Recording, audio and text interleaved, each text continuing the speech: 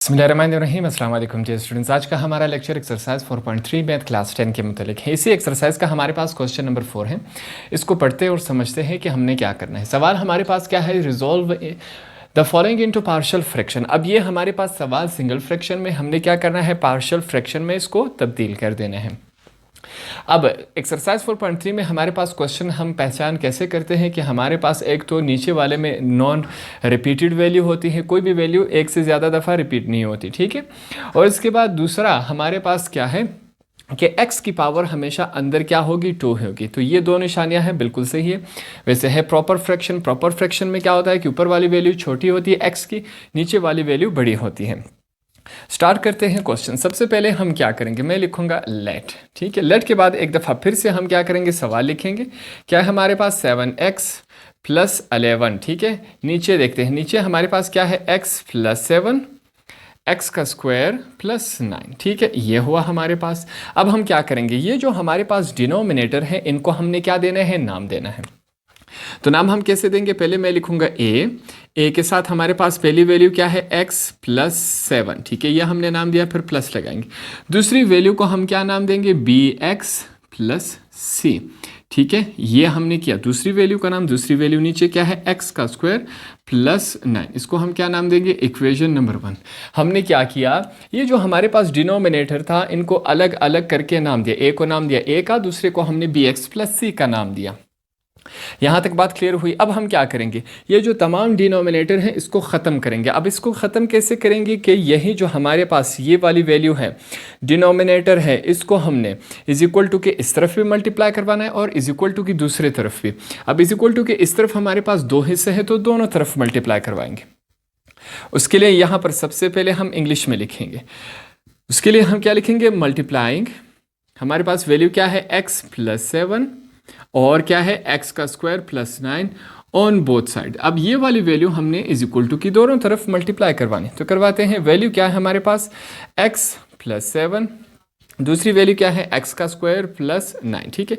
Multiply हो रहा है इस वैल्यू के साथ, क्या है 7x प्लस 11, इसके साथ मल्टीप्लाई हो रहा है। इसके नीचे वैल्यू हमारे पास क्या है, x प्लस 7 और क्या है, x का स्क्वायर प्लस 9, ये दोनों वैल्यू है हमारे पास, ठीक है। ये हमने यहाँ पर लिख दी। अब इज इक्वल टू लगा देंगे, दूसरी तरफ भी ये मल्टीप्लाई होगा। मल्टीप्लाई करवाते हैं। वैल्यू क्या है, x प्लस 7, दूसरी वैल्यू क्या है, x का स्क्वायर प्लस 9।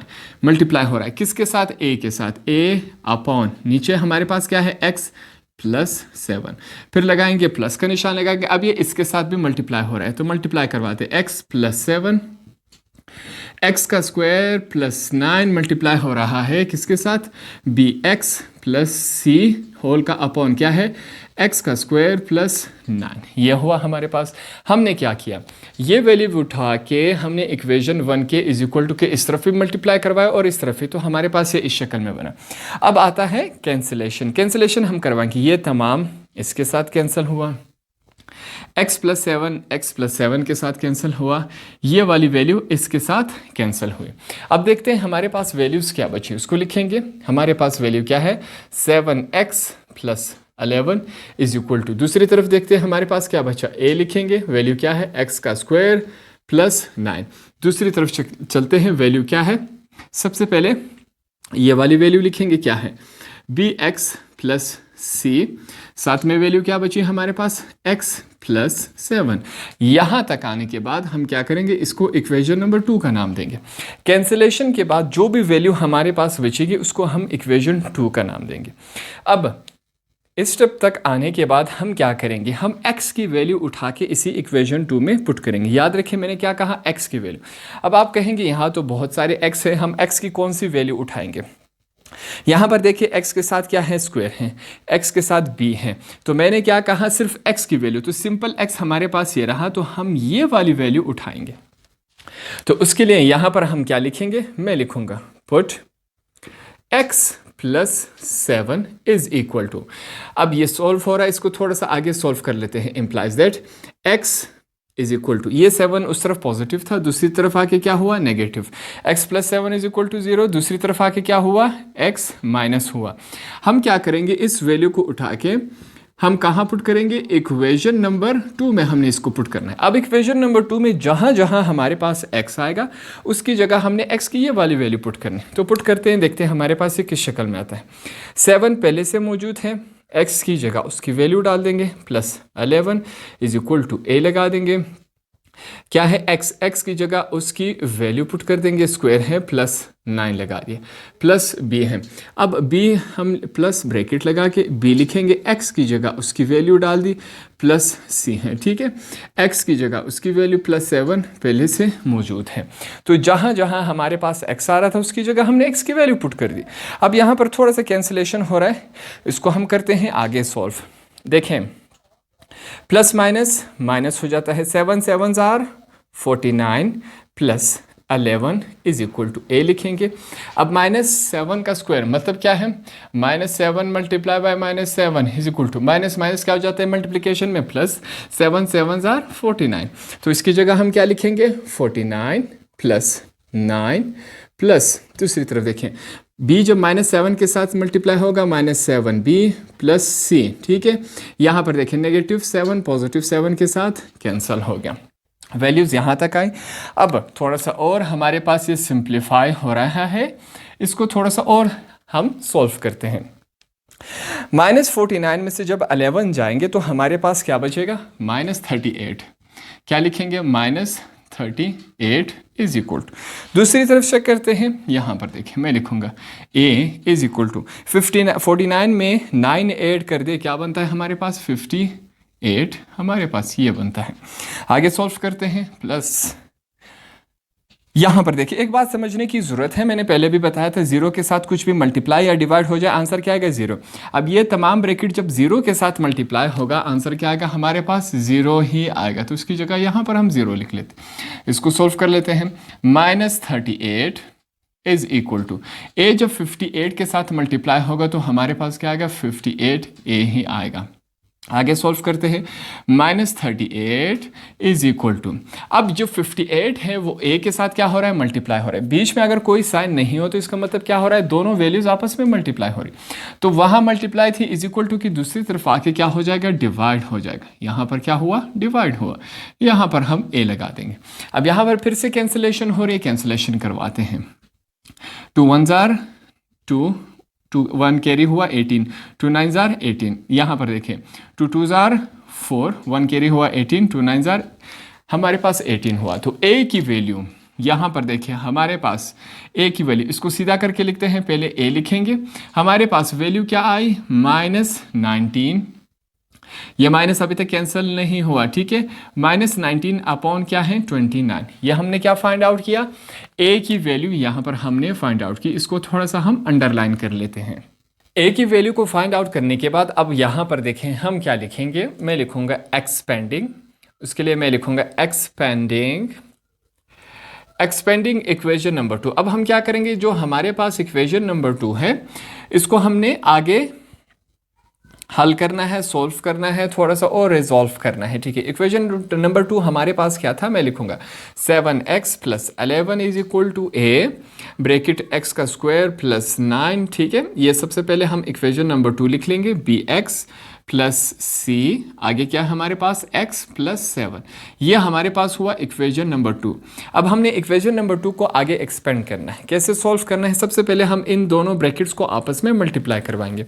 इसका प्रोसेस क्या है, सबसे पहले ये वाली वैल्यू हमारे पास इस तमाम के साथ क्या होगी, मल्टीप्लाई होगी। तो करवाते हैं, सबसे पहले हमारे पास देखते हैं क्या बनता है। मैं लिखूंगा 7x + 11 is equal to a, यहाँ पर क्या है x का स्क्वायर प्लस 9, दूसरी तरफ क्या है bx। अब bx जब x के साथ मल्टीप्लाई होगा bx का स्क्वायर प्लस bx जब 7 के साथ मल्टीप्लाई होगा 7bx। अब ये जो हमारे पास c है, ये c क्या होगा, तमाम ब्रैकेट के साथ मल्टीप्लाई होगा। c जब x के साथ मल्टीप्लाई होगा cx प्लस c जब 7 के साथ मल्टीप्लाई होगा 7c, हमारे पास इस शक्ल में आए। अब यहाँ नेक्स्ट स्टेप में हम क्या करेंगे, कॉमन लेंगे। कॉमन क्या होता है, जो दोनों में मौजूद हो, कॉमन हम जोड़ियों की शक्ल में लेते हैं, ठीक है। अब जो लाइन मैंने लगाया है ये क्या है, जोड़ी है, पेयर्स है, ठीक है। अब हमने इनमें से कॉमन चूज करना है। उसके लिए यहाँ पर सबसे पहले मैं क्या लिख लेता हूँ, टेकिंग कॉमन। अब सबसे पहले कॉमन देखते हैं हमारे पास क्या आ रहा है। तो कॉमन चूज करेंगे 7x plus 11 is equal to a, क्या है x का स्क्वायर प्लस 9 प्लस, अब कॉमन चूज करते हैं। इन दोनों में कॉमन क्या है, bx दोनों तरफ मौजूद है। यहाँ पर bx का स्क्वायर था, सिर्फ x बचेगा प्लस 7 यहाँ पर बचेगा। दूसरी तरफ चलते हैं, इन दोनों में कॉमन क्या है, c, x प्लस 7 ही बचेगा हमारे पास यहाँ पर। ये थोड़ा सा और आगे सॉल्व होगा, इसको कर लेते हैं। मैं लिखूंगा 7x plus 11 is equal to a, x का स्क्वायर प्लस 9 प्लस, देखें अब यहाँ पर एक बात समझने की ज़रूरत है, ये b और x आपस में क्या हो रहा है, मल्टीप्लाई हो रहे हैं, ठीक है, क्योंकि इन दोनों के बीच में कोई साइन नहीं है। b और x आपस में मल्टीप्लाई हो रहे हैं और यही bx इस तमाम ब्रैकेट के साथ भी मल्टीप्लाई होगा, ठीक है। हम यहाँ पर सिर्फ क्या करेंगे, इस x को उठा के इस तमाम ब्रैकेट के साथ मल्टीप्लाई करेंगे। अब देखते हैं ये ऐसा हम क्यों करें, ताकि हमारा सवाल है वो आगे सॉल्व हो सके। b को हम सेम एज इट इज़ लिखेंगे, x जब x के साथ मल्टीप्लाई होगा x का स्क्वायर, x जब 7 के साथ मल्टीप्लाई होगा 7x प्लस c, बकाया हम सेम एज इट इज़ लिखेंगे, ठीक है। तमाम हमने लिखा, तो जब हमने इक्वेशन नंबर 2 को एक्सपेंड किया तो वो हमारे पास इस शक्ल में है। अब यहाँ तक आने के बाद इससे आगे सॉल्व नहीं हो रहा। जब सॉल्व नहीं होगा तो हम क्या करेंगे, हम इज इक्वल टू के इस तरफ भी और इस तरफ भी, दोनों तरफ हम देखेंगे कि x की सबसे ज़्यादा पावर क्या है। जब हमने देखा तो हमें सबसे ज़्यादा पावर x की पावर 2 नज़र आए, और ये कितनी दफ़ा लिखा गया है, 2 दफ़ा लिखा गया है। ये अंडरलाइन मैंने आपके समझाने के लिए किया है, ठीक है। तो उसके लिए अब यहाँ पर देखें मैं क्या लिखूँगा, हम लिखेंगे इक्वेटिंग, ये चीज़ें आपने लाजमी लिखनी, ठीक है। इक्वेटिंग कोफिशिएंट ऑफ x का स्क्वायर ऑन बोथ साइड। अब हमने क्या करना है, x का स्क्वायर के कोफिशिएंट को देखना है। अब कोफिशिएंट क्या होता है, एग्जाम्पल देखें, x के साथ कोई भी वैल्यू होगी उसे हम क्या कहेंगे, कोफिशिएंट कहेंगे। अब हम देखेंगे x स्क्वायर के साथ, यहाँ पर हमने x स्क्वायर लिखा है, ठीक है।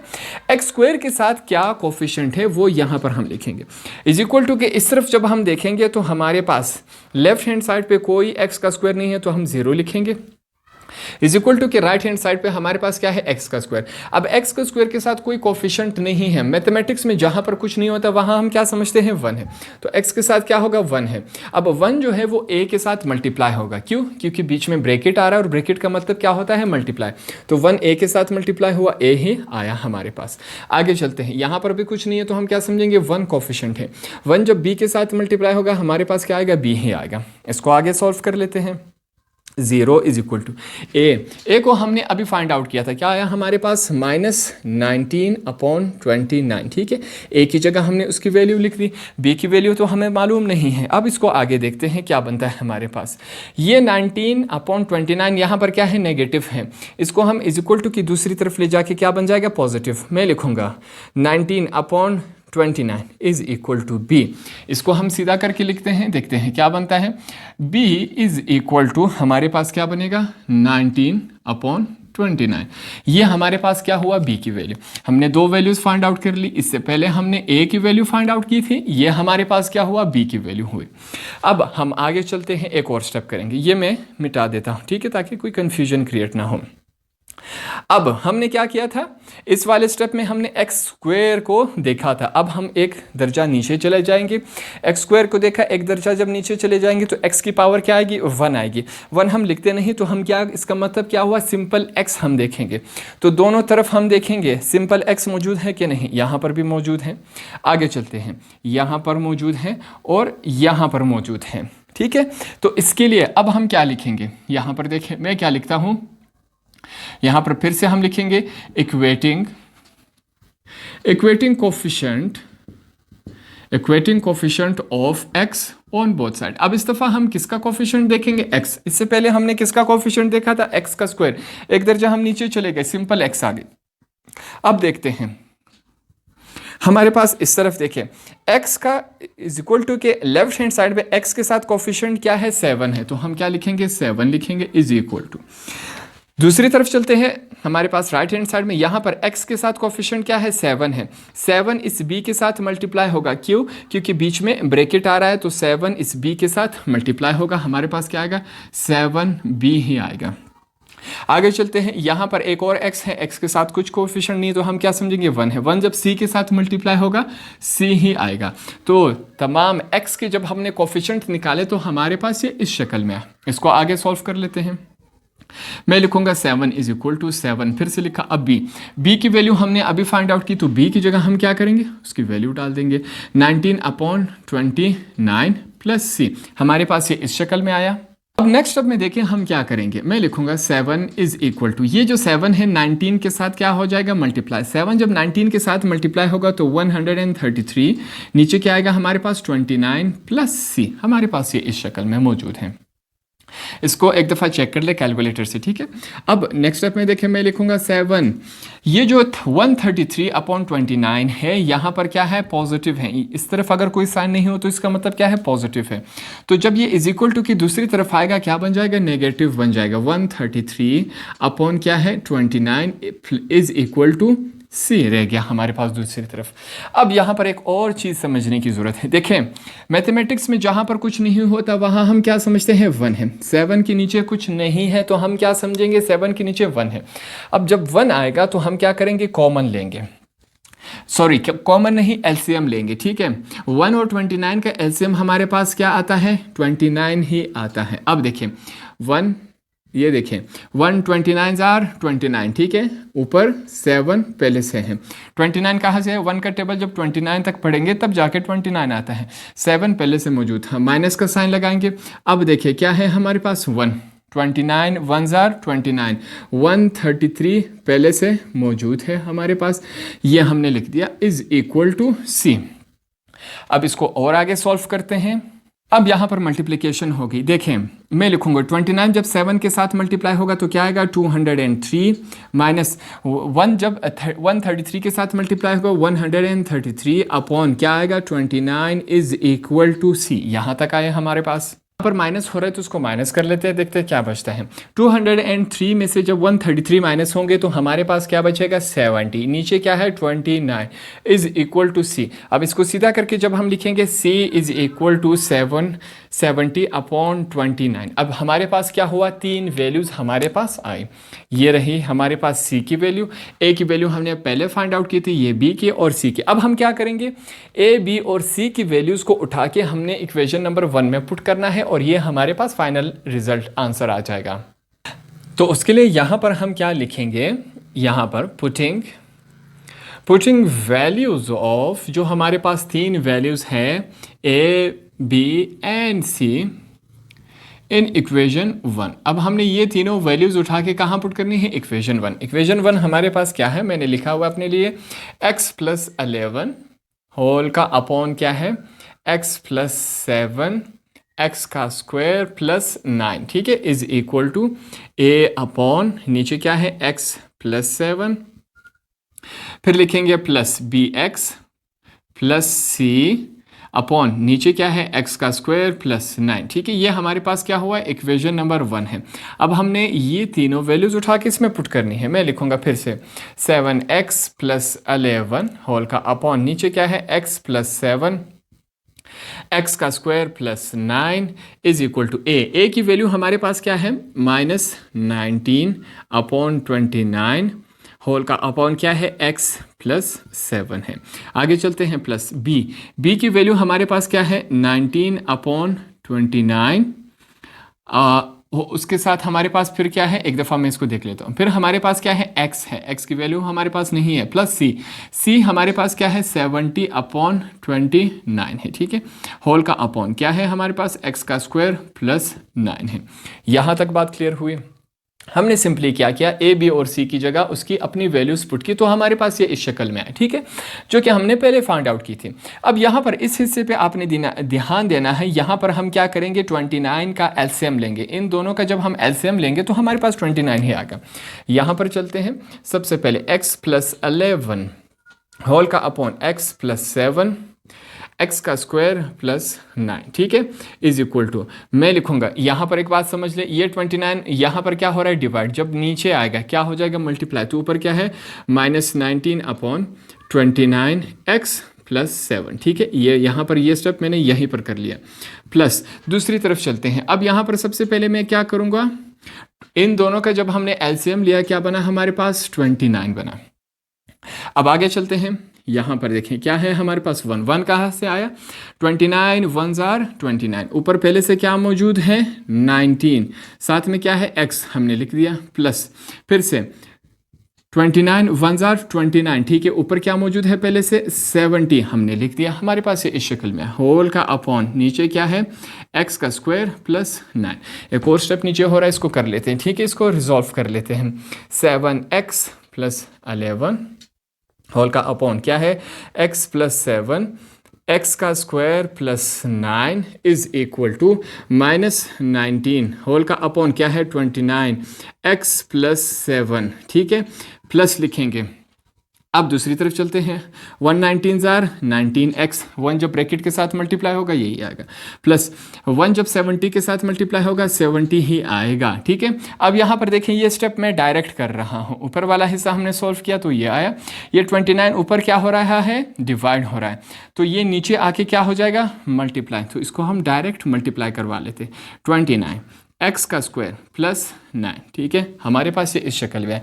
अब ये इससे आगे सोल्व नहीं हो रहा, जवाब भी हमारा यही है।